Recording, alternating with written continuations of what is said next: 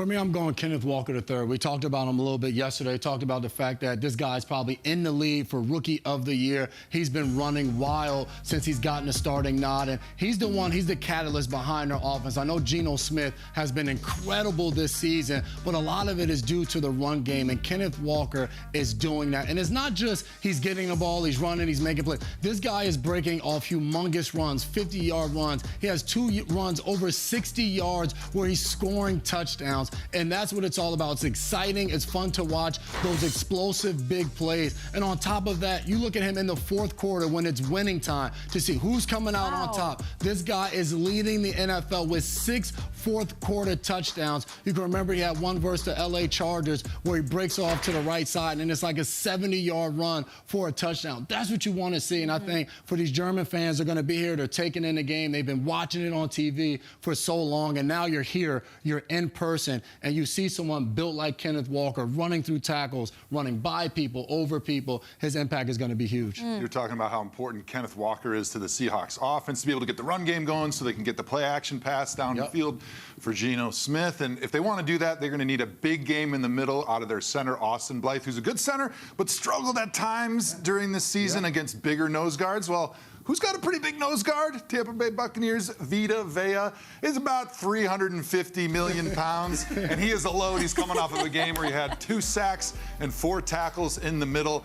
It's going to be up to that big fella to be able to stymie the run game of the Seahawks and try to get some pressure on Geno Smith to not allow him to be comfortable back there in the pocket to deliver his NFL-leading 73% completion percentage right now. 73% so is what he watch that in the middle. I may have just made that up, but he leads the NFL. It's really, really good. It's really good. Which is amazing because I think for his career, he was just around like a 50%. So that speaks to the job offensive coordinator Shane Waldron has done and what a good running game can do for a quarterback. No doubt about it. That was Vita Vea on the T-shirt coming off the plane, right? Yeah, he's not cold. I love the intimidation factor. Yeah, absolutely. Down jacket. Was it 350 million pounds? 350 that also million. sounded factual, too. Yeah, that was a fact I checked when I got to Germany. The conversion may not be exact. Exactly. I'm still working on my kilos and pounds Totally, and euros and right. dollars. I know, right. By the time you get home, you'll have it figured out. Tampa Bay, in that 2-minute drill, we finally saw Tom Brady be able to open up the pass game, get to the sideline, have pass completions that I felt like were making people pull their hair out so far this season. It's like, how is Tom Brady not operating the way this offense was supposed to? The clicking, the names, Mike Evans, Chris Godwin. This offense was supposed to be everything and then some this season. And those final 2 minutes, he finally figured it out. But my goodness, anyone who wants to catch a ball from Tom Brady, make history. My goodness, make history. Get all of these Butterfinger loose balls, can't come down with one, out of the way. Leave them in America, okay? Come to Germany, catch every single, because you never know which is going to be the one that makes history. When you are officially the answer to a trivia question when you come here and play in this game this weekend. So anyone, Kate Otten, Leonard Fournette, anyone, they don't have Russell Gage this weekend, who wants to come on to Germany and catch a pass, a touchdown pass from Tom Brady, you put your name in the history books. But, like, this needs to change. This has to be the turning of the tide for this Tampa Bay offense. I think it's really interesting that last week in that 2-minute drill, the main guy was Scotty Miller. Right. It was like, not even on my list. He hasn't been doing anything since 2020 for that team. But Evans, Godwin, they're all healthy. Yes. There's no excuse. The only excuse is that the offense, the run game maybe isn't setting it up. So at all. Separation. I've had a few days here in Munich, and I think, Joe, you got here a couple of days ago. Jamie, Jason, you've been here longer than me. The 12s are everywhere. Everywhere. The 12s are freaking everywhere. And to me, I know we're talking about players impacting.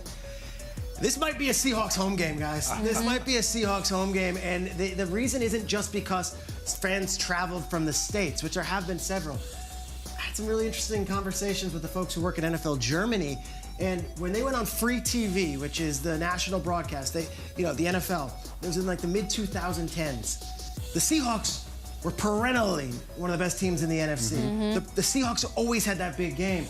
So the Seahawks locally here in Munich were oftentimes the team that you would see in the big NFL game. So there is a generation of football fans here in Germany who were raised on watching the Seahawks as their national market game. Not the Steelers, not the Giants, not the Bears, the Seahawks. And it was during the Richard Sherman and the Russell Wilson years, but that doesn't fade. So now here comes the Seahawks from Seattle, and if you go out on these streets, and we're gonna be out there in a while, you cannot go 2 steps without bumping into someone in a Seahawks jersey. I think it's one of the best fan bases. It's one of the best home field advantages up at Lumen Field. I think you're going to see this at Allianz Arena on Sunday. The game's going to start, and you're going to hear Seahawks everywhere, and you're going to be like, wait, I don't get it. The Bucs are in the Seahawks. There is a fan base here, and it is a Seattle Seahawks fan base, and I think they're going to represent well, and I think it will make a difference in that game. I remember hearing this in London, too, and this is not meant to be patronizing. This is meant to speak to the education of the game with the fans, as it has been in Europe, but I think the colors are cool, and that's not like people saw the Seahawks colors. They were here like, yeah, we like that team, and then their love for football began. They're like, we want to commit to that team because it looks good. It does. They pop off the screen. Yeah.